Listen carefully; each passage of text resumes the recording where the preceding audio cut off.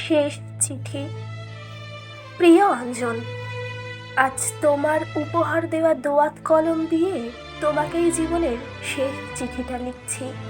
অবাক হলে? কিন্তু এটাই সত্যি।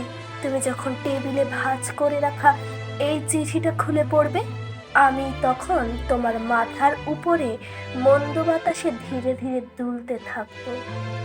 আমার নশ্বর শরীরটা সিলিং ফ্যানের সাথে একটা ওড়নায় আবদ্ধ হয়ে থাকবে। তোমাকে দেখবে ঠিকরে বেরিয়ে আসা চোখ দিয়ে, মুখ থেকে বেরিয়ে আসা জিভ তোমাকে ব্যঙ্গ করবে, তোমার কাপুরুষতাকে ব্যঙ্গ করবে তীব্রভাবে। কাপুরুষ, হ্যাঁ, তুমি কাপুরুষ বটে। না না, তোমার অভিধানে যেই সব বৈশিষ্ট্য থাকলে কাউকে কাপুরুষ বলা যায়, সেই কাপুরুষ তুমি না। বিছানা গরম করতে তুমি ভালোই জানো, অবশ্য সেটা অন্য নারীর ক্ষেত্রে। নিজের স্ত্রীকে সময় দেওয়া তো তোমার ভাষায় তোমাকে কাপুরুষ করে তোলা। রোজ নিয়ম করে স্ত্রীর গায়ে হাত না তুললে তো তোমার পুরুষত্ব নিয়ে প্রশ্ন উঠে যাবে।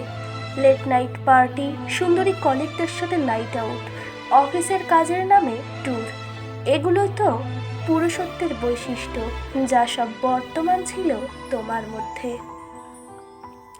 তোমার মতে আমি একজন ব্যাকডেটেড মহিলা যে স্লিভলেস ব্লাউজ পরে তোমার সাথে অফিস পার্টিতে যেতে পারি না, ওয়েস্টার্ন পোশাক পরে তোমার বসের সাথে মদের গ্লাস হাতে নাচতে পারি না, আর তোমার বসের বিছানা গরম করতে পারি না বলেই নাকি তোমার প্রমোশন আটকে আছে।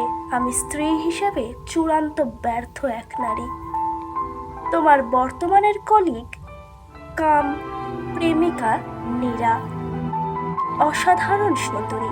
আজ তোমাদের প্রথম দেখলাম একসাথে শপিং মলে, তোমাদের দেখে চোখ জুড়িয়ে গেল, আর সেই সাথেই আয়নায় নিজেকে দেখে কেমন মাটির সাথে মিশে যেতে ইচ্ছে করলো।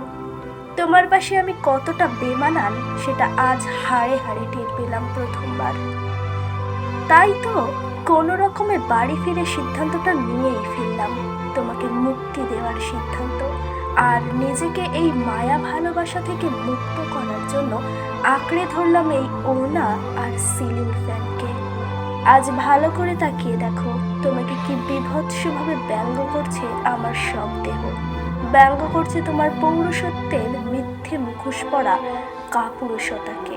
তোমার সংসারের সমস্ত মায়া দিয়ে আগলে রাখা হাত দুখানি আজ তোমাকে মুক্তি দিয়ে মাধ্যাকর্ষণের আমুখ টানে ঝুলে আছে রিক্ত অবস্থায়। ইতি তোমার বহুকাল আগে মৃত স্ত্রী বেলা।